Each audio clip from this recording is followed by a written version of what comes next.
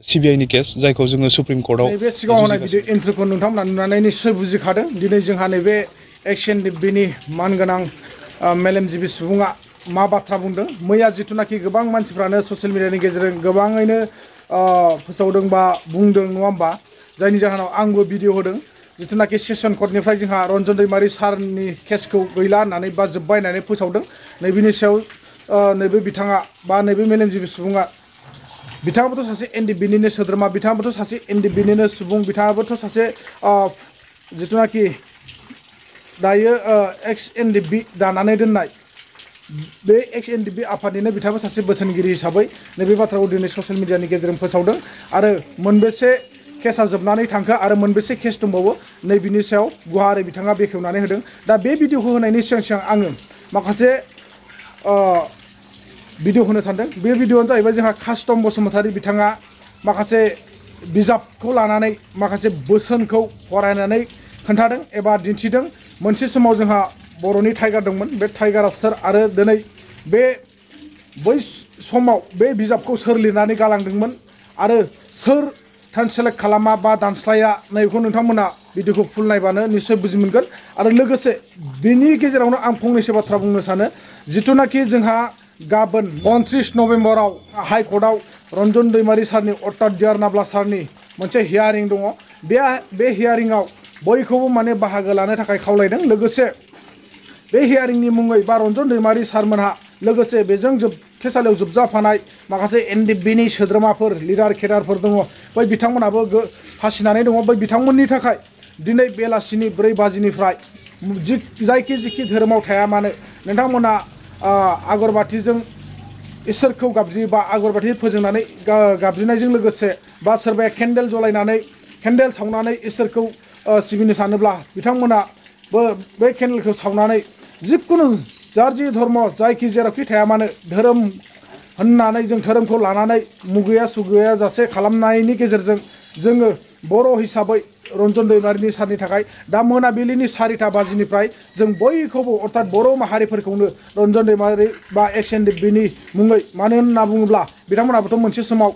हारिनिनो थाखाय सेक्रिफाइस खालामबोनाय हारिनिनो थाखाय जिउ बावबोनायमोन नालाय दा बे हिसाबैनो दिनै रन्जन दैमारि सारनि मुङै बा गासिबो एनडिबिफोरनि मुङै इसोरनिसिम आर'ज गाबनो थाखाय बा मोजां जालांथों बा केसा जोबलांथों होननानै इसोरनिसिम आर'ज गाबनो थाखाय जों साफ्रोमबो बर' हारियानो डिआर नाब्लाजों लोगोसे जेलाव जोबजाफानाय बिथांमोननि मुङै इसोरनिसिम बोर बिनानै होनो थाखाय बयखौबो खावलायदों आरो दासिमबो नुवाखै जे बे भिडिअखौ शेयार खालामना होनाय गोबाङानो नुवाखैबो जानांगौ बा किसुमाना नुखाबो जानांगौ थेवब्लाबो नोंथांमोना जायखि जेरावखि थाया मानो बेवहाय माने जेबो पलिटिकेलनि खोथा फैया जों बर'सो नङा होमबा पलिटिकेलखौ जों दान्दिसे सम दोनथ'नानैब्लाबो राजनितिखौ जों दसेनि थाखाय दोनथ'नानैब्लाबो जोङो बे बर' सुबुंफोरनि थाखाय जोङो बयबो इसोरनिसिम जेन आर'ज गाबनानै होयो नैबिनि थाखाय नोंथांमोननो फोसावनानै होदों जोंहा एक्स एनडिबिनि मानगोनां बोसोनगिरि बिथांमोना दा नोंथांमोना बे भिडिअखौ फुल जोबजासिम नायनानै निश्चय बुजिनानै लादो आरो जोबथारनायाव नोंथांमोना कमेन्ट हरनो दाबाव आरो बे भिडिअखौ जेसे हागौ एसेबां नोंथांमोना शेयार खालाम वाट्सएप स्टेटासफ्राव होना ला फेसबुकफ्राव होनानै ला जेरावखि जाया माने नोंथांमोना चेनेल दंबा चेनेलाव शेयार खालामना होबानो जाबाय थ' बिदिब्ला नोंथांमोना बे भिडिअखौ नायनानै नमस्कार আজি মোৰ হাতত এখন কিতাপ আছে মাই কান্ট্ৰি মাই লাইফ এখন কিতাপ biography of former deputy prime minister L K. Advani সাৰৰ তেখেতে নিজৰ লিখা দিनै आं नोंथांमोननो माखासे खोथा फोरमायनानै होनि बे बिजाबा जाहैबाय माय कान्ट्रि माय लाइफ आरो बे बिजाबा बायोग्राफि बुक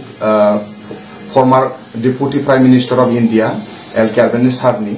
दा बिथाङा बे बिजाबखौ गावनो लिरनाय आरो बे बिजाबखौ नैबाव फरवार्ड खालामदों बाय अटल बिहारी वाजपेयी बिथाङा प्राइम मिनिस्टारमोन बिथाङा फरवार्ड खालामदों बिथाङा सासे गेदेमा सुबुं दा आं नोंथांमोननो फोरमायना होनो नागिरदों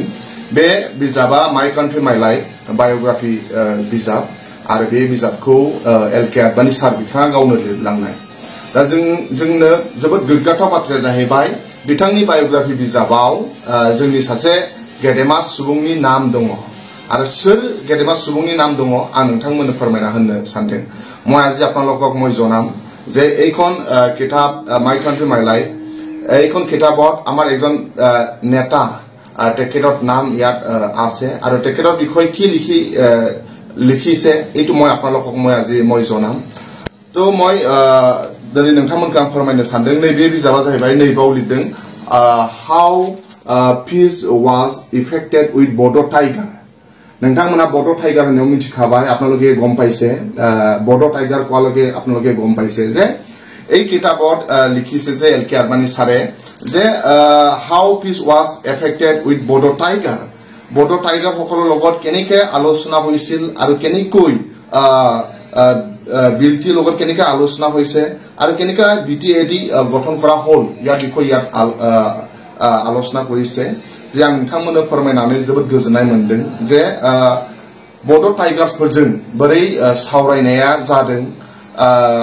आरो आसाम सरकार आरो भारत सरकारा बोरै इनिशिएटिभ लादोंमोन बे खोथाखौ बाव फोरमायनानै गालांदों आरो बाव फोरमायलांदों मानव एलके आदबानी सारा जेब्लानाखि भारत आरो पाकिस्ताननि गेजेराव दावहा जादोंमोन बै समनि जोंनि बिएलटिनि दैदेनगिरि बिएलटिनि चेयारमेन मानव गेदेर हाग्रामा बसुमतारी होननानै बे बिजाबाव लिरदों हाग्रामा बसुमतारी हयथ' बिथाङा बिएलटिआव थानाय समाव बसुमतारी टाइटेल लादोंमोन खोमा जे बिथाङा बाव लिरदों भारत आरो पाकिस्ताना जेला जुद्ध जायोमोन अब्ला जोंनि दैदेनगिरि मानव गेदेर हाग्रामा महिलारी सारा भारत सरकारनि जानानै पाकिस्तानजों माने भारत सरकारखौ सहाय खालामनाय भारत देशखौ सहाय खालामनाय बे बाथ्राखौ जेला बुंदों फोरमायदों अब्ला भारतनि गोबां दैदेनगिरि बिथांमोननि गोसोखौ जै खालामनो हादों होननानै बे बिजाबाव लिरनानै गालांदों এই কিতাবত লিখা হৈছে যে যেতিয়া भारत और पाकिस्तान माजत जेतिया जुद्ध হৈছিল এই সময়ত বিএলটিৰ চেয়ারম্যান সন্মানীয় হাগ্ৰামা মহিলাৰী সাৰে भारत দেশ হৈ পাকিস্তান লগত যুদ্ধ লাগিন বা भारत দেশক সাপোর্ট কৰিছিল भारत দেশ হৈ তেখেতে भारत দেশক সাপোর্ট কৰি তেখেতে বহুত কথা কৈছিল এই সময়ত এই কথাবোৰ সন্মানীয় এই সময়ত প্ৰাইম মিনিষ্টাৰ অতুল বিহাৰী বাজপেয়ী আৰু ডেপুটি প্ৰাইম মিনিষ্টাৰ এলকে আদবানী তেওঁলোকৰ মনটো জয় কৰিব পাৰিছে বুলি তেওঁলোকে এই কিতাপত প্ৰকাশ কৰিছে आरो बाव लिरदों जे जोंनो आमा केनेकै सिक्स सिडिउल दिया हल जोंनो बोरै सिक्स सिडिउल होनाय जाखो आरो जोंनि बर' रावखौ बोरै 8 सिडिउलाव रिकगनाइज होखो 8 सिडिउलाव जोंनि भारत देशआव बिराद माने लेंगुवेज दं बिराद भाषा दं नाथाय सबनि भाषायाबो 8 सिडिउलाव रिकगनाइज मोनाखै नर्थ ईस्टनिफ्राय फ्राय मोनथामल' भाषाया रिकगनाइज दं मनुफ्रि आसामिस आरो बड' दा जोंनि थाखाय गोग्गाथाव बाथ्रा जे बोरै बर'नि रावखौ 8 सिडिउलाव सोखो आरो बोरै जोंनो 6 सिडिउल होखो बे बाथ्राखौ बाव लिरनानै गालांदों मानव गेदेर एलके आदबानी सारा आरो बाव लिरबावदों बर' हारिनि बिफा उपेन्द्रनाथ ब्रह्मनि मुंखौ बाव लिरनानै गालांदों तो आमार कारणे बिराद गौरवर कथा जे हराय चिर जीवনৰ কাৰণে माई कान्ट्री माई लाइफ सन्मान्य एलके आदबानी सारर बायोग्राफी किताबत आमार एकजन नेता हाग्रामा महिलारी सारर বিষয় আৰু কেনেকৈ আমাক বিটিসি দিলে কেনেকৈ আমি বিটিসি পালো আৰু কেনেকৈ ইয়াত শান্তি আহিল আৰু কেনেকৈ ইয়াত ডেভেলপমেন্ট মানে কেনেকৈ তেওঁলোকে আমাক কনস্টিটিউশনালি এমেন্ডমেন্ট আমাক 6 শিডিউল দিলে এই কথাবোৰ ইয়াত লিখি থৈ গৈছে আমাৰ কাৰণে খুব গৌৰৱৰ কথা আৰু মই ভাবো বিটিসি অঞ্চলত उपेन्द्रनाथ ब्रह्म फादार अफ बड'ज और सन्मानीय हाग्रामा महिलारी सार तेखेतलोকৰ দুইজনৰ নামহে হয়তো ইয়াত মাই কান্ট্রি মাই লাইফত মেনশন ইয়াত আছে তো আমাৰ কাৰণে খুব গৌৰৱৰ কথা অসমতো আছে বিভিন্ন অসমৰ নেতাসকলৰ নাম এই কিতাপত আছে যে जोंनि थाखाय बिराद गोग्गानाय बाथ्राया जाहैबाय जोंनि बिटिसि ओनसोलनिफ्राय बे बिजाबाव मानव गेदेर हाग्रामा महिलारी सार आरो बर' हारिनि बिफा उपेन्द्रनाथ ब्रह्म बिथांमोननि मुङा बे गेदेमा मानगोनां L K Advani sir former deputy prime minister of India बिथांनि गावनि लेखा अट'बायोग्राफि बिजाब आरो गावनो लिरनाय बे बिजाबाव जोंनि दैदेनगिरिफोरनि मुङा थानाय आरो जोंनि दैदेनगिरिफोरनि सोमोन्दै लिरनानै गालांनाया जोंनि थाखाय जोबोद गोग्गाथाव बाथ्रा आरो चिर जीवननि थाखाय जोंनि दैदेनगिरिफोरनि नामा मुङाबाव थालांबाय बे जोंनि थाखाय जोबोद गोग्गाथाव बाथ्रा आरो बे जाफुंनो हादों मानव गेदेर हाग्रामा महिलारी सारनि थाखायसो बिथांनि दैदेनगिरिनि थाखायसो जानो हादों ओंखायनो आं खावलायनो सानो जाय फरायसा बिथांमोना बिजाब फरायनो मोजां मोनो बे माई कान्ट्री माई लाइफ बे बिजाबखौ बायनानै फराय जोबोद नलेज मोनगोन जोंनि नर्थ ईस्टनि सोमोन्दै बा जोंनि बिटिसिनि सोमोन्दै जिসকলে ছাত্ৰ ছাত্ৰী जिসকলে किताब पढ़ी ভাল पाय মোৰ চেৰপৰা অনুৰোধ যে माई कान्ट्री माई लाइफ बायोग्राफिक किताब एलके आदबानी सारर आरो तेवहाय लिखिसे इ किताबखन खिनि पढ़ो बहुत इंडियन पलिटिक्सर ऊपर आपनालोके ज्ञान पाबो आरो नर्थ इस्टर बिखय बहुत इयात चर्चा करिसे तो मोर इटु अनुरोध जोबथारनायाव गासिबो फरायसा बिथांमोनखौ जाय जाय बिजाब फरायना मोजां मोनो नोंथांमोनखौ बे बिजाब माय कान्ट्रि माय लाइफ बे बिजाबखौ फरायनो थाखाय आं साफ्रोमबो खावलायनाय थाबाय थैंक यू गोजोनथों आरो रंजाथाव जोंनि थाखाय मैया गुवाहाटीनि सेशन कर्टआव रन्जन दैमारि सारनि मोनसे केसा जोबनानै फैदों आरो बे केसा जोबनानै फैबाय मोजां जाबाय बियो थांनाय 2013 मायथाइयाव जागायजेनदोंमोन आरो फैयै फैयै 2024नि 26 नभेम्बराव अर्थात मैया जोबनानै फैबाय आरो बे जोबनायाव बिथांखौ सेशन कर्टआ दाय गैया होननानै फोसावबाय बियो थारैनो जोबोद मोजां खौरां आरो जोंबो बे जाजमेन्टखौ मोननानै थारैनो गोजोनदों दासिम बिथांहा मोनथाम केसा जोबलांबाय गवालपारायाव मोनसे दंमोन बेबो जोबबाय आरो गुवाहाटीयावनो टाटा कर्टआव मोनसे दंमोन बेबो जोबबाय आरो मैया सेशन कर्टआ जोबबाय आरो दा मोनसे सोलिबाय थानाय दङ बे सिबिआइनि केस जायखौ जोङो सुप्रिम कर्टआव जुजिगासिनो दङ आरो आसा खालामदों बेबो फैबाय थानाय समाव जोबनानै फैगोन आरो मोजां मोनसे रिजाल्टखौ मोनगोन आरो बर' रायजो राजाफ्रा जि मोनसे आसा दं रन्जन सारखौ बा जोंनि दैदेनगिरिफोरखौ जोबथेसालिनिफ्राय उदां जाजानो लुबैदों